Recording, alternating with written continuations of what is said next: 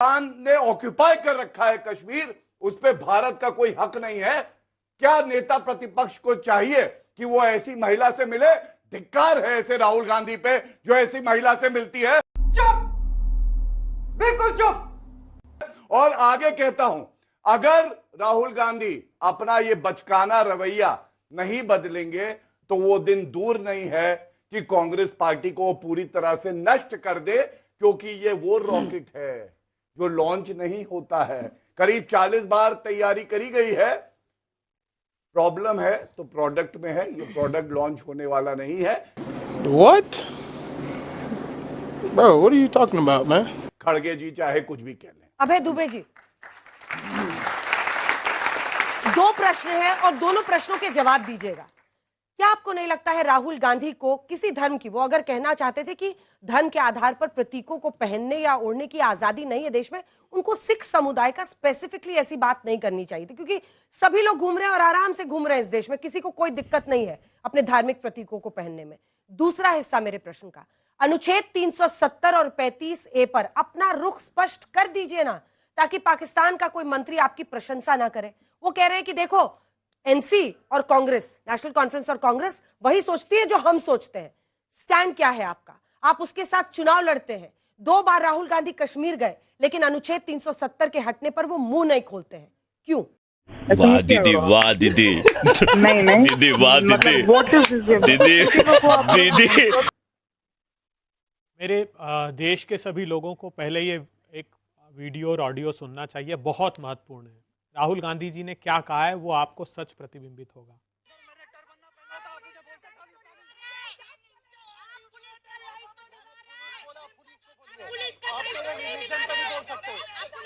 आपके रिलीजन का नहीं बोल रहा मैं, आप मेरे रिलीजन का नहीं बोल सकते। क्यों बोला खालिस्तानी? उन्होंने बोला अभी वीडियो में नहीं, आपके रिलीजन का कुछ बोला किसी ने? मेरे रिलीजन का क्यों बोला? अगर मैंने टर्बन ना पहना तो आप मुझे बोलते खालिस्तानी। पश्चिम बंगाल में एक आईपीएस ऑफिसर कह रहा है कि अगर मैंने टर्बन न पहना होता तो क्या तुम मुझे खालिस्तानी कहते? मेरी टर्बन के पहनने की वजह से भारतीय जनता पार्टी के नेता मुझे खालिस्तानी कह रहे हैं। प्रधानमंत्री जी, कैसा देश बना दिया आपने।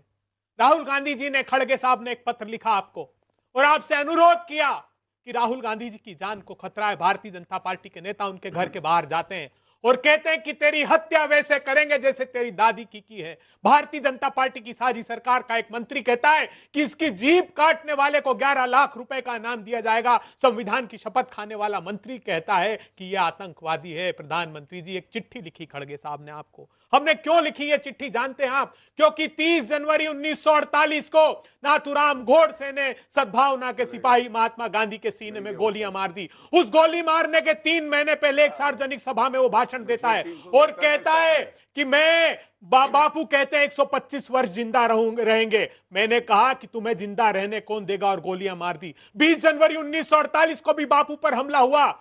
श्यामा प्रसाद मुखर्जी को वल्लभ भाई पटेल 8 फरवरी 1948 को चिट्ठी लिखते हैं और कहते हैं कि तुम्हारे नेता देश पांडे को छोड़ने की बात करते हो, वो मुझे और पंडित नेहरू को हत्या की धमकी बिहार की सभा में देता है। तब हमको ये चिंता होती है, क्योंकि राहुल गांधी पर जानलेवा हमला भारतीय जनता पार्टी के महामंत्री ने किया। कब किया?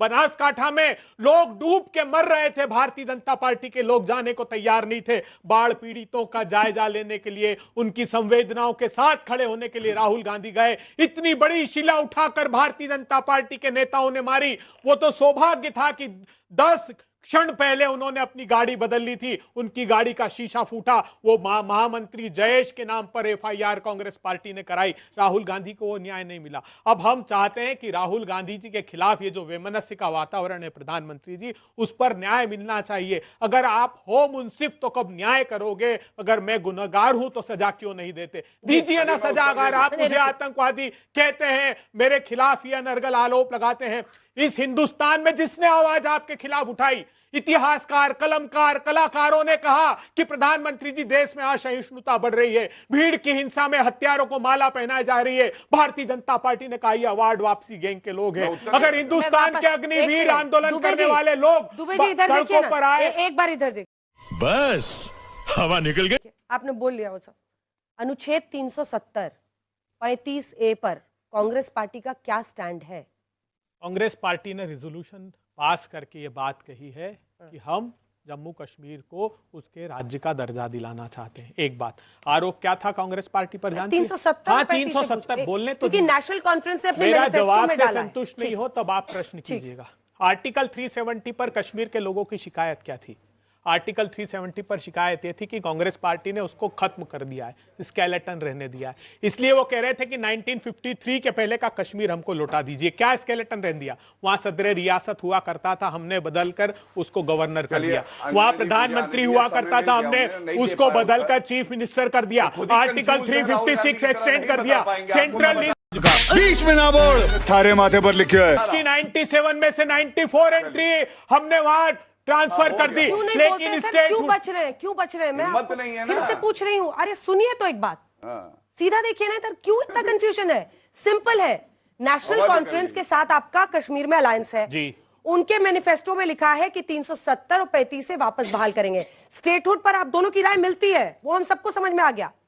370 और 35 से पर कांग्रेस पार्टी का क्या स्टैंड है ये पता नहीं चल पा रहा है। अगर आपकी सरकार वहां बन जाती है और नेशनल कॉन्फ्रेंस के ही सीएम होंगे, अगर वो 370-35 से वापस बहाल करते हैं तो आप लोग उनके साथ रहेंगे? अंजना जी, सिंपल सा क्वेश्चन है। आपके प्रश्न का उत्तर ही आपने दे दिया। नहीं, मैं नहीं समझ पाई। मैं तुम्हें अभी समझाता हूँ। समझ पाए तो अमित शाह आप साहब, लोग समझे क्या? अमित शाह साहब, कोई नहीं समझ पाया। अमित शाह साहब ने भी ये भ्रम फैलाया जान करके। आप बता दीजिए ना। मैं सच। बता रहा हूं ना। हाँ। अमित शाह साहब, क्या किसी राज्य की सरकार को अधिकार है कि वो आर्टिकल 370 को बहाल कर दे? तो आर्टिकल 30, एक मिनट सुनिए। तो फारूक अब्दुल्ला आंखों में धूल इसका झोंक रहे अर्थ हैं। है कि अमित शाह साहब ये मान रहे हैं कि केंद्र में भारतीय जनता पार्टी की सरकार जा रही है, बैसाखियों की सरकार चलिए गिर मैं उत्तर जाएगी। देना फारूक चाहता हूं। अब्दुल्ला आंखों में धूल झोंक रहे हैं सबके। बे तो हमने तो नहीं कहा, हमने साझा कार्यक्रम नहीं बनाया। वो कह रहे हैं कि हम बीजेपी, एक हटाएंगे। मिनट, ठीक है। बीजेपी साझा कार्यक्रम नहीं है उनका। बीजेपी ने हस्ताक्षर किया था कि साझा- आर्टिकल 370 सुनिए। बरकरार रखेंगे पीडीपी के साथ। हमने हस्ताक्षर नहीं साझा किया। कार्यक्रम है इन्होंने उनका। कहा आर्टिकल 35 बरकरार रखेंगे, इफ्सपा को बरकरार रखेंगे। जो वो एनसी का अलगाववादी है मैनिफेस्टो उनको है, स्टेक कांग्रेस का होल्डर नहीं बताया है, था। जिस पर आप लोग पूरी बुनियाद इनको पाकिस्तान से जोड़ रहे हैं। देखिए, बस हवा निकल गई। ये जो है ये कांग्रेस की वर्किंग कमेटी का रेजोल्यूशन है। आर्टिकल 370 संविधान के सब ज्ञाता है, पहला शब्द ना कब हो गया ये? कब हुआ कब? था टेम्पररी। 55 साल तक छू नहीं पाए कि मुसलमानों का वोट बैंक ना खिसक जाए। नरेंद्र मोदी जी आए, उठा के फेंक दिया अनुच्छेद 370 को, क्योंकि यह जरूरी था हमारी भारत की अखंडता के लिए। और इन्होंने यहां कहा है कि ये विरोध करते हैं। अंजना जी, स्वाभाविक प्रश्न है, अगर आर्टिकल 370 के एब्रोगेशन का ये विरोध करते हैं तो आज ये स्टैंड स्पष्ट क्यों नहीं लेते कि हम वापस लाएंगे?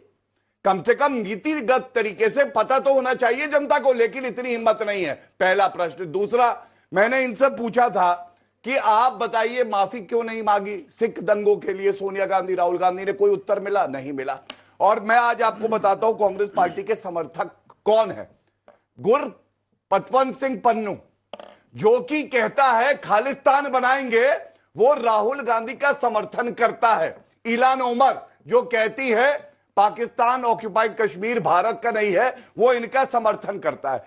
हफीज सईद, हम लोग चाहते हैं भारत को ला के दे और जेल की सलाखों के पीछे सड़े, वो कहता है राहुल जी बहुत अच्छे हैं, वो नेता बहुत बढ़िया है। ये इनके समर्थक हैं।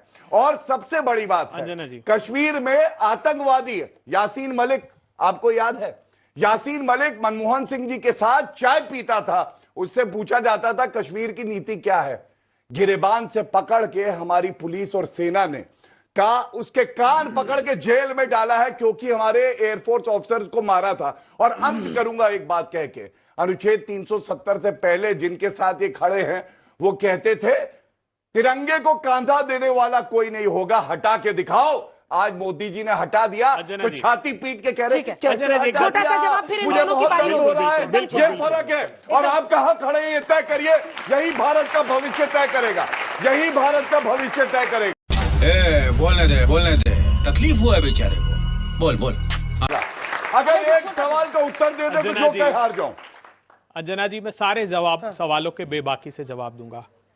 मनमोहन सिंह जी ने, सोनिया गांधी जी ने अधिकृत रूप से 1984 के लिए क्षमा मांगी है, खेद व्यक्त किया। सुन लीजिए अब मेरी वो बात, भी खेद बीच व्यक्त मत किया। बोलिए। अब आप बीच में ना बोल, थारे माथे पर लिखे है।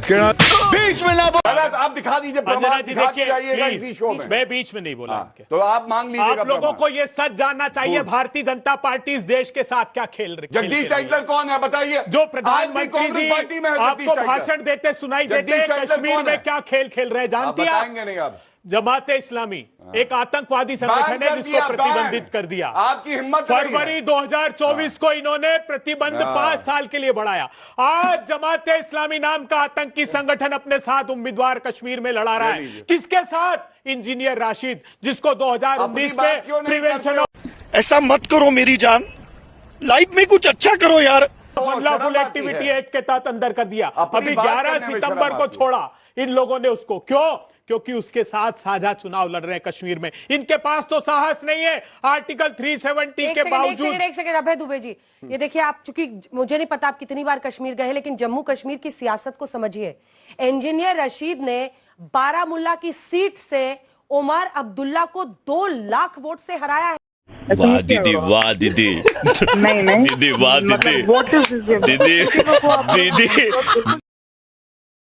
ये एक सेकेंड, 2 लाख वोट का मार्जिन, यानी जम्मू कश्मीर के लोगों ने, और ये कश्मीर का हिस्सा है साहब, इसकी गंभीरता को समझिए। कश्मीर के लोग अगर उसको वोट दे रहे हैं तो कोई तो वजह होगी ना कि वहां पर उसको लोग मान रहे हैं नेता। अब ऐसे में आप कह रहे हैं कि वो बीजेपी का प्रॉक्सी है क्योंकि उमर अब्दुल्ला को हरा दिया, अंजना जी, लेकिन वहां लोग उसको वोट दे रहे हैं। अंजना जी, मुकदमा में हमारी सरकार ने तो नहीं लगाया इंजीनियर राशिद पर। क्या मुकदमा है जानती है आप? आतंकवादी निरोधी, सुनिए, आतंकवादी तो बेल निरोधी कोर्ट ने कानून दी के है या तहत उसको भाजपा ने अंदर दी किया है? है। Your question? हरिद्वार से आए हैं। या यहाँ किस लिए आए हैं? कन्हैया मेरा छोटा भैया, मैं बलराम उसका बड़ा भैया। रामायण 9 लाख वर्ष पहले मैं वो राम, मैं लक्ष्मण। फिर 5 वर्ष पहले महाभारत में वो कृष्णा कन्हैया, और अभी तो शुरू हो गया। पता ही नहीं है। कोई भैया कोई पंडित होता क्या आया करो। आप बच्चों दूसरा राहुल गूगल गांधी बन कीजिएगा, गए हो तुम। सैफुल्ला फारूक हैं? दुर्दांत बेल किसने आतंकवादी, दी है बताओ? उस आतंकवादी पर न्यायालय आरोप बेल था देता कि है, उसने इनको पता ही कश्मीरी नहीं होता है। पंडितों की हत्या की। वो अजहर मसूद का शिष्य रहा, अच्छा, इसके पाकिस्तान बारे से में ट्रेनिंग पूछ लेकर लीजिए। आया। अमित इसके शाह बारे साहब में। ने टिकट दिया एक बात उसको। पूछ लीजिए, तारिक अंजना जी। अहमद मीर ये उसको किसने विधानसभा साइन का किया चाइना टिकट के दिया, साथ? पाकिस्तान से हथियार सप्लाई करता था। नहीं बताएंगे। तालिब हुसैन हाँ। नाम का आतंकवादी अमित शाह साहब का मंच साझा करता है। चलिए। अरे इनके दामन पर इतने दाग है कि धुलेंगे अरे इसमें नहीं। क्या और लिखा है? अभी-